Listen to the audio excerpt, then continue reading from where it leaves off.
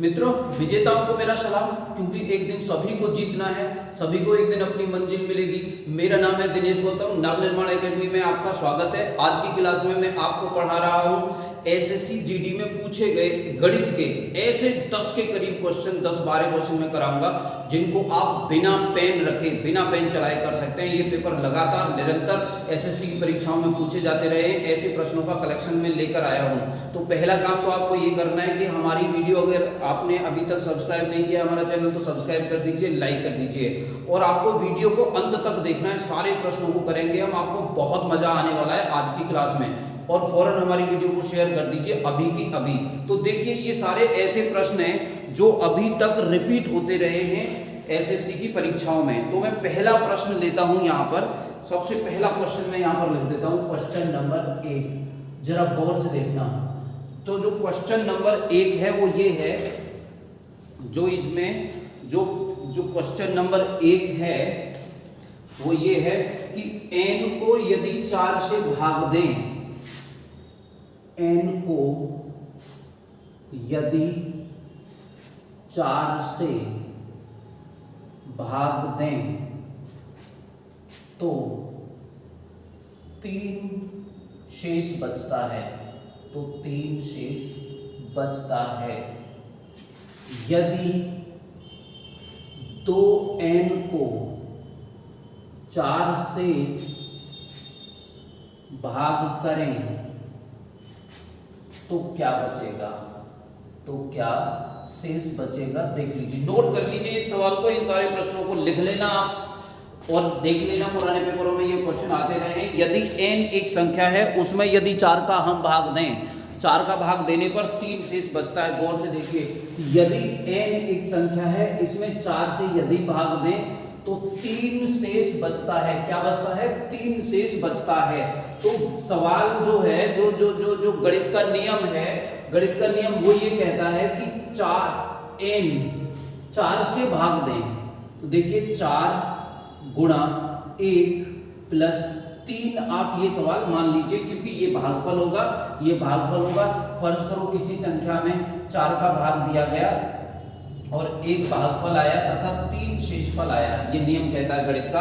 तो इन दोनों का तो गुणा होना होगा जरूर, भाजक और भागफल का गुणा होगा तथा शेषफल जुड़ जाएगा। तो मेरी जो संख्या प्राप्त होगी, मुझको 4 एकम 4 और 3 7 प्राप्त होगी। तो 7 में यदि 4 का भाग देंगे तो 3 शेष बचेगा। सहमत है आप? उम्मीद है आपको समझ में आ रही होगी मेरी बात। तो इसने कहा है कि यदि अब उस संख्या को क्या दुगना कर दें, यदि 2n में भाग दें, 2n का मतलब है n आ गया 7, n बराबर 7, तो 2n का मतलब हो गया 2 गुणा 7। देखिए, तो कितना हो गया? 14 है। अब कह रहे हैं कि 2n में भाग दीजिए 4 का, तो 14 में 4 का भाग दीजिए, 4 तिया 12, तो कितना शेष बचेगा? 2 शेष बचा, 2 शेष बचा और यही हमारा उत्तर है। अब आप देखिए, इसको बिना पेन रखे हम कैसे कर पाएंगे, ये तो मैंने बता दिया मेथड। अब आप जरा ये सवाल देखिए, इसी सवाल को हम आगे बढ़ाते हैं कि यदि शेष कितना बचता है? 3। दुगना करना है संख्या का, तो आप शेष फल का ही दुगना कर दीजिए। इस सवाल को करने का शॉर्टकट का मेथड है ये, शेष फल को ही दुगना कर दीजिए। तो 3 गुणा 2 बराबर 6 आ गया। देखो, दुगना कर दिया शेषफल का, क्योंकि इन्होंने इसको दुगना कराया है। और इस 6 में 4 का भाग दे दीजिए भैया, 6 में 4 का भाग दे दीजिए, तो 4 एकम 4, तो कितना शेष बचा? 2 शेष बचा, यही उत्तर आया। देख लो, सवाल हो गया। ये सवाल बार बार पेपरों में पूछा जाता है, एसएससी के पेपरों में पूछा जाता है। ये सवाल हो गया, 2 शेष आया है। इस सवाल को यदि हम आगे और कर दें, देखिए, यदि हम क्वेश्चन नंबर 2 कर दें, यहाँ पर क्वेश्चन नंबर 2 कर दें, इस तरीके का आप अपनी कॉपी में नोट कर लेना कि यदि n को 4 से भाग दें तो शेष 3 बचता है। कितना बचता है? शेष 3 बचता है। तो यदि 3n में, देखो गौर से, 3n में 4 का भाग दें तो क्या शेष बचेगा? तो आपको याद रखना है भाई, यहाँ पे 3n था और यहाँ पे 3 है, 3n है, तो अब 3 का ही जो शेष फल है उसी का 3 गुना कर दीजिए, तो हो गया 9। क्यों किया है? क्योंकि यहाँ पे संख्या का 3 गुना इन्होंने कर दिया है। और इस 9 में 4 का भाग दे दीजिए, 4 दूनी 8, तो कितना शेष बचा? 1 शेष बचा प्यारे बच्चों, 1। और ये हमारा आंसर है। देखो, आप, मैंने कहा था ना कि बिना पेन रखे आप इस सवाल को कर पाओगे, बिना पेन चलाए ऐसे सवालों को कर पाओगे। दूसरी बात देख लीजिए, यदि इसी सवाल को आप तीसरा सवाल लिख लीजिए, सवाल नंबर 3 लिख लेना, आप अपनी कॉपी में कर लेना, इन सभी प्रश्नों को नोट कर लेना। यदि n को 4 से भाग दें तो 3 शेष बचता है, यदि तो 3 शेष बचता है, तो यदि 4n को 4 से भाग दें, अब उस संख्या का 4 गुना कर दिया गया है, तो आप शेषफल का भी 4 गुना कर दीजिए। 3 चौक 12, 12 में 4 का भाग दीजिए, 12 में यदि आप 4 का भाग देंगे तो 4 दिया 12, अब क्या बचता है, तो कुछ भी शेष नहीं बचता, तो कुछ भी शेष नहीं बचता। ये सवाल इसी तरीके से हो जाएंगे। उम्मीद है आपको ये सवाल समझ में आ गया होगा। इसी के साथ देखिए जरा, मैं लिख देता हूं क्वेश्चन नंबर 4। तो देखिए n को 4 से भाग देने पर, n को 4 से भाग देने पर 3 शेष बचा, 3 शेष बचा, तो n स्क्वायर को 4 से भाग करने पर शेष क्या होगा। देखो ये सवाल हमने लिख दिया है कि यदि n एक संख्या है उसमें 4 का भाग दें तो 3 शेष बचता है, और यदि n स्क्वायर में भाग दें 4 का तो क्या शेष बचेगा। आपको यहाँ पे क्या कर देना है, देखो जरा सवाल को देखिए कि यदि ये संख्या 7 थी, 4 गुणा 1 प्लस 3 बराबर 7 थी, तो 7 में जब 4 का भाग देंगे तो 3 शेष बचेगा। इसने कहा है कि 7 का स्क्वायर कर दीजिए, तो 7 का स्क्वायर हो जाएगा 49।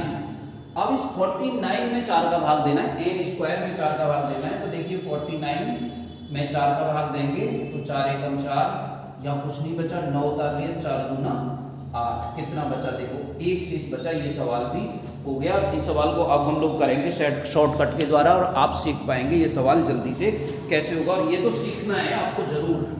देखिए इसका मैं इसे मिटा दिया मैंने, तो जरा गौर से देखिए इस सवाल को, ये देखिए गौर से इस सवाल को कि n एक संख्या थी और उसमें 4 का भाग दिया गया, n एक संख्या थी उसमें 4 का भाग दिया गया, तो 3 शेष बचा।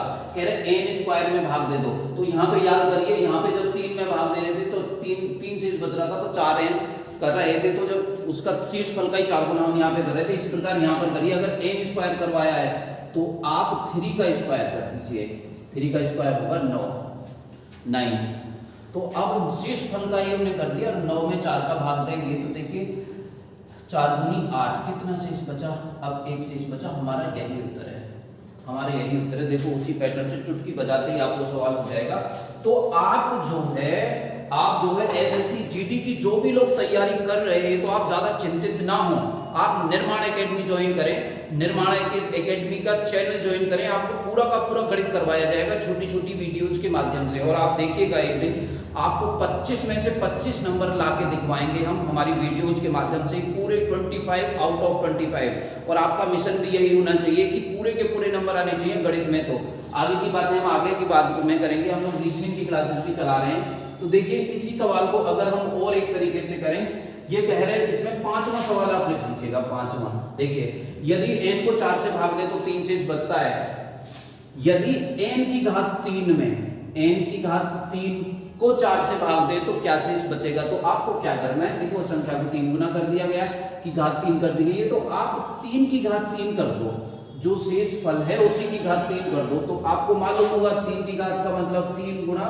3 का मतलब अब हमको 27 में भाग देना होगा, किसमें, 27 में। तो जो 27 आया इसी में 4 का भाग दे दीजिए, 4 6 24, तो यहाँ पे 3 शेष बचा, देख लो उत्तर आ गया हमारा। इनको इसी तरीके से कर देंगे। मैं ये यकीन मानकर चल रहा हूँ कि आपको ये पसंद आ रहा होगा और आपको अच्छा लग रहा होगा, कोई नया आइडिया मिल रहा होगा। ये सब ऐसे सवाल हैं जो सवाल एसएससी की परीक्षाओं में पूछे गए हैं। तो फौरन हमारी वीडियो को अभी शेयर कर दीजिए, सब्सक्राइब कर दीजिए, लाइक कर दीजिए, और तुमको कैसा लग रहा है वीडियो को रोक के अभी कमेंट करके बताइए कि आपको ये सवाल में कुछ नया सीखने को मिल रहा है क्या। डेफिनेटली मिल रहा होगा। मैं आगे के सवाल बताता हूँ, और मेरा वादा ये रहा है आपसे वीडियो शुरू करने से पहले कि आपको पेन नहीं रखना होगा इन सवालों को करने के लिए। संख्या पद्धति से सारे सवाल मैंने उठाए हैं। मैं आपको बताना चाहता हूं कि संख्या पद्धति से ऐसे सवाल मैं आपको करवा रहा हूं जो निरंतर परीक्षाओं में पूछे जाते रहे। देखिए सवाल देखिए, 3 क्रमागत संख्याओं का योग 15 है। बड़ा बेहतरीन सवाल है। क्वेश्चन नंबर 6 हम लोग कर रहे हैं। तो 3 क्रमागत संख्याओं का योग, 3 क्रमागत संख्याओं का योग 15 है। बीच की संख्या ज्ञात करो। ये सवाल पूछा गया है, बीच की संख्या ज्ञात करो। कई बार एसएससी की परीक्षाओं में पूछा गया है। आपके पास अगर कोई रिकॉर्ड हो कहीं पे और आपके पास अनसोल्ड पेपर आप करते हो, तो उन अनसोल्ड पेपरों में इन सवालों को आप ढूंढ लेना, वहां पे इसी तरीके के सवाल पूछे गए। मैं आपको करा देता हूँ, देखिए गौर से सुनिए। 3 क्रमागत संख्याएं, क्रमागत संख्याएं कैसी होती हैं? 1 2 3 4 5 डॉट डॉट डॉट, ये सब क्रमागत संख्याएं, क्रम से आने वाली संख्या। क्रमागत संख्याओं में एक एक का अंतर होता है। पहले मैं आपको बताता हूं इन सवालों को हल कैसे किया जाना है। देखिए, यदि पहली संख्या x है तो दूसरी संख्या होगी x + 1। ऐसा क्यों होगा? ऐसा इसलिए होगा कि इन संख्याओं में एक एक का अंतर होता है। तीसरी संख्या होगी x + 2, ये इससे एक बड़ी है और ये इससे एक बड़ी है। तो अगर हम इनको जोड़ दें तो ये हो गया 3x + 3। गौर से देखिए, और इसी में कहा गया है कि तीनों का योग अर्थात 3x + 3 बराबर 15 है। तो इस 3x बराबर 15 - 3, तो 3x बराबर 12 और x बराबर 4। तो सबसे छोटी संख्या 4 आ गई। देखिए गौर से, 4 आ गई, सबसे छोटी संख्या है 4।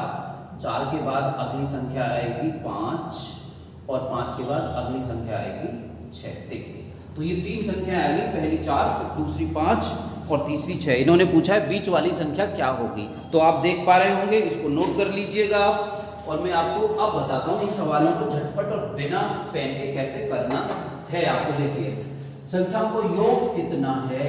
संख्याओं का योग दिया है 3 संख्याएं और तीनों संख्याओं का योग है 15। लगातार आने वाली संख्याएं हैं, तो इसमें आप 3 का भाग दे दीजिए। क्यों दे रहे हैं? क्योंकि 3 संख्याओं का योग है, योग 15 है। तो उत्तर कितना आ गया? 5। सवाल हो गया। ये तो पूछा था, बीच वाली संख्या बताइए। देखिए, ये रहा बीच वाली संख्या।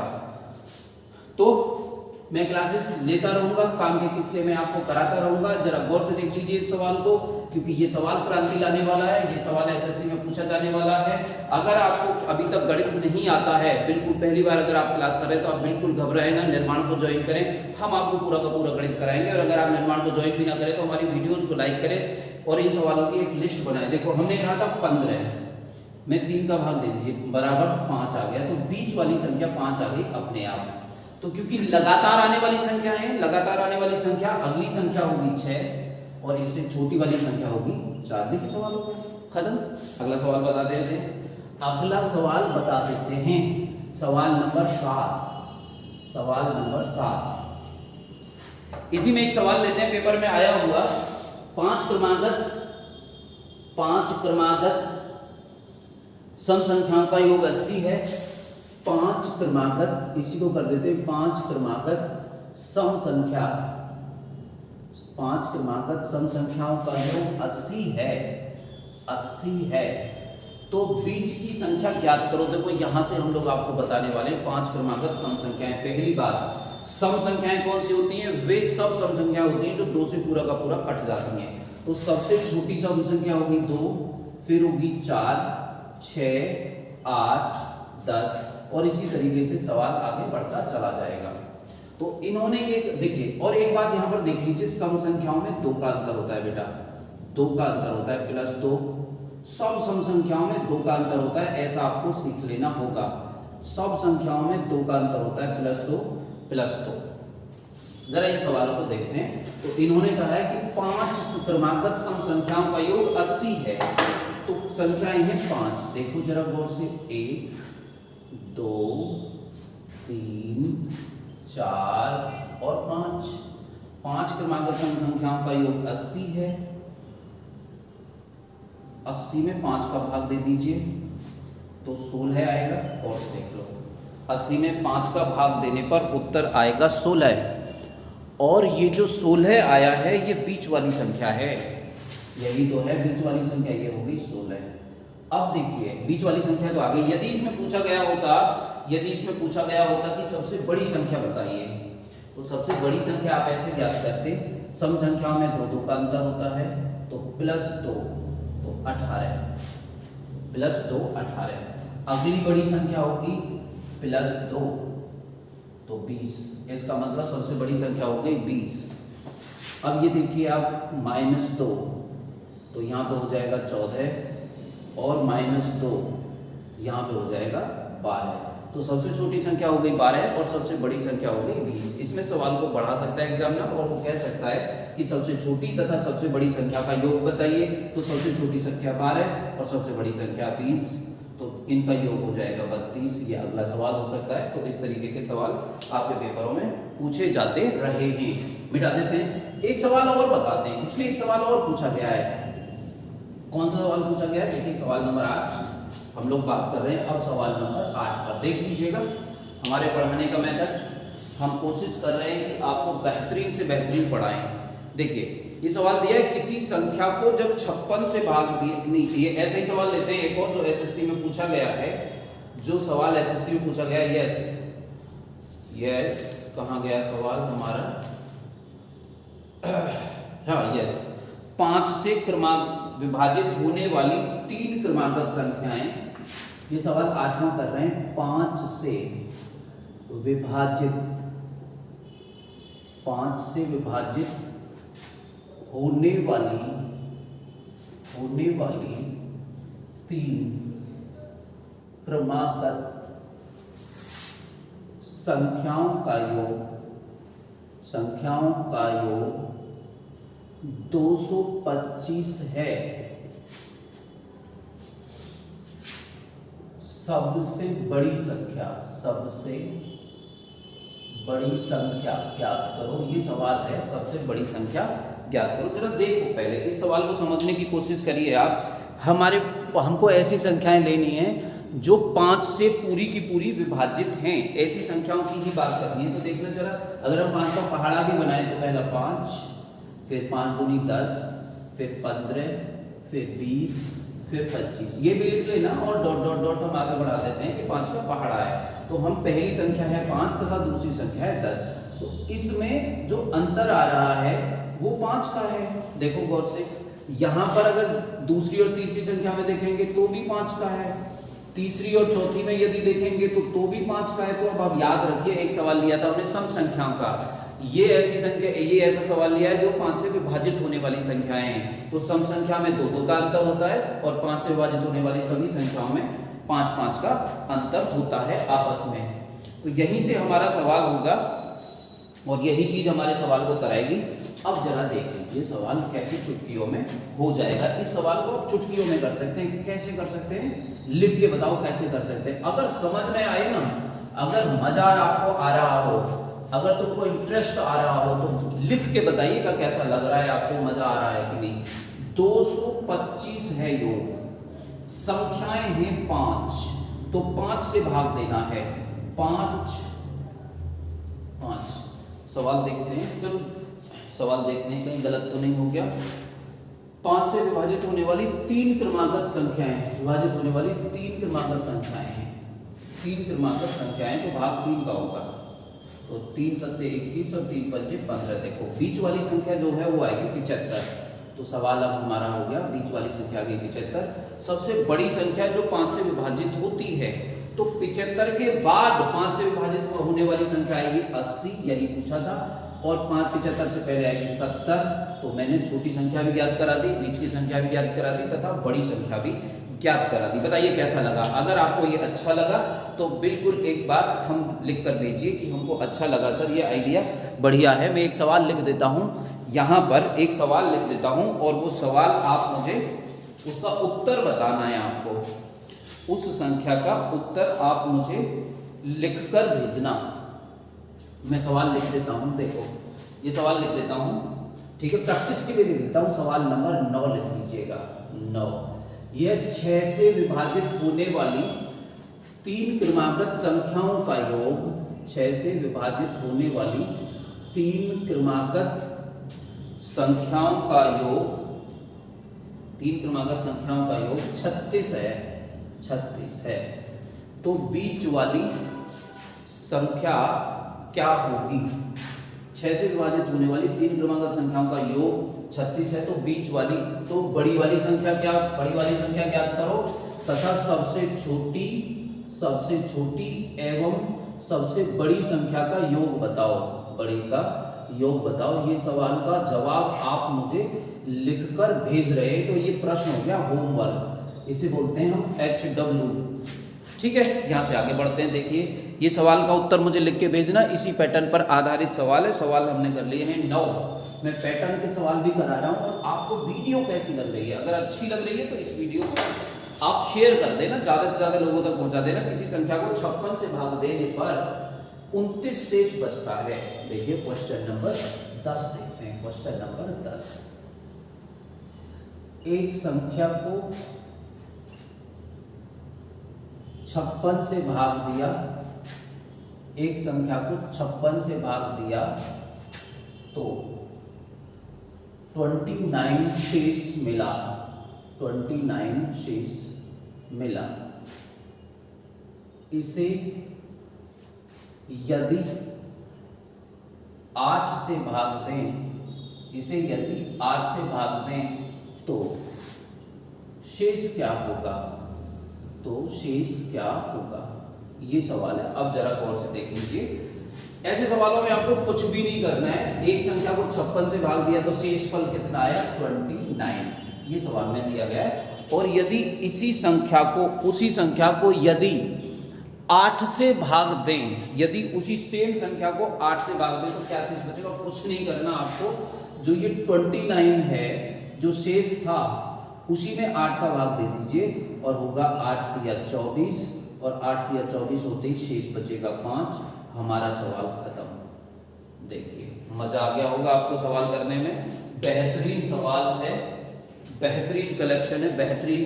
ये सभी के सभी क्वेश्चन पेपरों में आए हुए क्वेश्चन है, एसएससी जीडी के पेपर में आए हुए क्वेश्चन है। मैं आपके लिए लिस्ट बनाकर लाया हूं। ठीक है, यहां से आगे बढ़ते हैं। देखिए ये सवाल हो गया। ऐसे सवाल एसएससी में आते हैं, जीडी में ऐसे मक्खन मलाई सवाल आते हैं, इसी तरीके के मक्खन मलाई सवाल आते हैं। एक क्वेश्चन और मैं आप लोगों को भर के लिए देता हूं। 3 क्रमांकित पूर्णांकों का योग 51 है। क्वेश्चन नंबर 11, 3 क्रमांकित पूर्णांकों का योग 51 है। क्रमांक ये छोड़िए, चलिए घर के लिए नहीं दे रहे हैं सवाल, अगला सवाल करा देते हैं इतनी देर में। देखिए ये सवाल है 80 और 90 के बीच सभी अभाज्य संख्याओं का गुणनफल क्या होगा? क्वेश्चन नंबर 11, 80 और 90 के बीच सभी अभाज्य संख्याओं का गुणनफल क्या होगा? ये सवाल है। 80 और 90 के बीच आने वाली सभी अभाज्य संख्याओं का गुणनफल क्या होगा? इस तरीके का सवाल आपसे पूछा गया है। तो सबसे पहले आपको समझना होगा कि अभाज्य संख्याएं क्या होती हैं। देखिए ऐसी संख्याएं जिनके केवल 2 गुणनखंड होते हैं, जो संख्याएं केवल खुद से विभाजित हो सके। तो अभाज्य संख्याएं कौन सी होती हैं? अभाज्य संख्याएं वे संख्याएं जो केवल स्वयं एवं 1 से विभाजित हो सके। ये परिभाषा है। देखिए कौन सी होती है विभाज्य? 2 अभाज्य संख्याएं 2, 3, 5, 7 और 11 और 13 और 17, इस तरीके से ये अभाज्य संख्याएं होती हैं। अब हमको मालूम होना चाहिए कि 80 और 90 के बीच कौन कौन सी अभाज्य संख्याएं आएंगी। तो जरा देख लीजिए इस बात को। 80 और 90 के बीच संख्याएं जो आती हैं 81, 82, 83, 84, 85, 86, 87, 88 और 89 आती हैं 80 और 90 के बीच। तो देखिए ये 9 से कट जाएगा, ये 2 से कट जाएगा, ये 2 से कट जाएगा, ये 5 से कट जाएगा, ये जो है ये भी कट जाएगा 2 से, ये भी कट जाएगा 2 से। अब आप देखिए, और 83 किससे कट जाएगा? क्या 83 किसी संख्या से कटता है? 83 किसी से नहीं कटता। क्या 87 किसी संख्या से कटता है? 8 और 7 15, ये भी 3 से कट जाएगा। तो ये संख्याएं जो 83 और 89, तो इन्होंने पूछा है 83 और 89 का हमको गुणनफल निकालना है।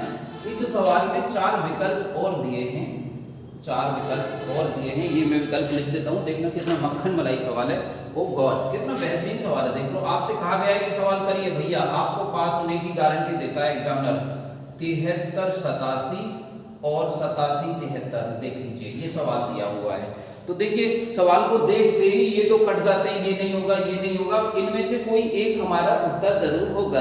तो इसको हम इकाई के अंक के आधार पे कर लेते हैं। देखो, इसका इकाई का अंक लीजिए और इसका इकाई का अंक लीजिए, दोनों की गुणा कर दीजिए। 9 × 27, तो इकाई का अंक 7 आना चाहिए, वो इसमें यही हमारा उत्तर है। यहाँ पे इसमें 3 आता नहीं, देखो 9 × 27 इकाई के अंक के आधार पे हो गया है। अब बताइए, आपको उम्मीद है ये बेहतरीन सवाल लगे होंगे। संख्या पद्धति के सवाल हैं सारे के सारे, और सब ऐसे सवाल हैं जो बिना पेन के होंगे। देखो ये सवाल भी बिना पेन के होगा, हमको मालूम होगा 83 और 89 पेपर में करने की बात नहीं है, हमको पहले मालूम होता है, इतना तो हमको सीखना ही पड़ेगा। हम अगला सवाल बताते हैं आपको। हमने बता दिया आपको 11 सवाल, कुछ सवालों की हमने प्रैक्टिस भी दे दी है आपको। अब जरा गौर से देख लीजिए, जल्दी का जल्दी 1-2 सवाल हमको और करने हैं, 1-2 सवाल ही और करने, फिर हमारी वीडियो खत्म हो जाएगी, अगली वीडियो लाएंगे आगे। ये सवाल दिया गया है क्वेश्चन नंबर 12। देखना कितनी आसानी से सवाल होगा। 142 की घात 2 - 1 किससे कटेगा? किससे कटेगा, अर्थात किससे विभाजित होगा? A B C D। तो उत्तर है 49 से कटेगा, 9 से कटेगा, 13 से कटेगा या 7 से कटेगा। बहुत गौर से देख लीजिए, एक फॉर्मूला होता है हमारे पास, एक फॉर्मूला होता है। फॉर्मूला ये होता है a² - b²। ये होता है a + b तथा a - b, देख लीजिएगा, ठीक है। तो अगर हम इसको a मान लें, इसको a मान लें और इसको b मान लें, तो हमारा होगा 142 + 1 और 142 - 1। अगर दोनों को काट दिए तो होगा 143 गुणा 141। जरा गौर से देख लीजिए, 143 और 141, यहीं से मेरा उत्तर आ जाएगा। ये जो है 12 के पहाड़े में आता है, 13 के पहाड़े में, 13 कम 13, यस, 13 गुणा 11 गुणा 141। देख लीजिए जरा, इसका अगर गुणनखंड करेंगे तो 13 गुणा 41 आता है। तो यहाँ पे देखो 13, 11 और 141 से विभाजित होता है, तो मेरा उत्तर कौन सा है? 13। देखो हो गया, मुंह जबानी हो सकता है, ये जब आप पेपर में निकाल रहे होंगे तो 143 अपने आप आ जाएगा और 143 को आप विभाजित करके देख लेंगे। जल्दी से देखिए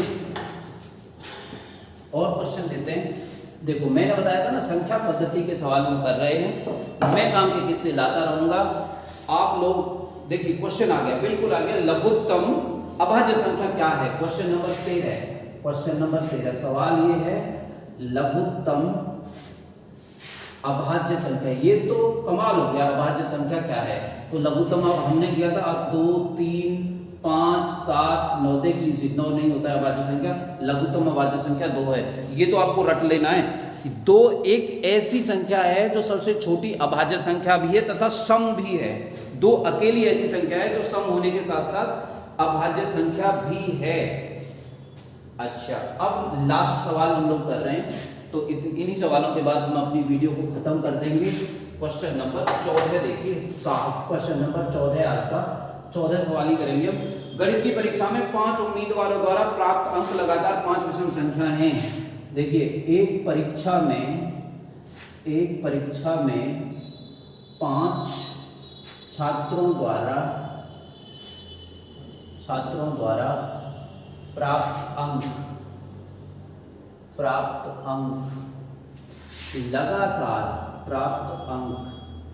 लगातार 5 विषम संख्याएं हैं, 5 विषम संख्याएं हैं। यदि उनके कुल अंकों का योग 85 है, उनके कुल अंक 85 हैं,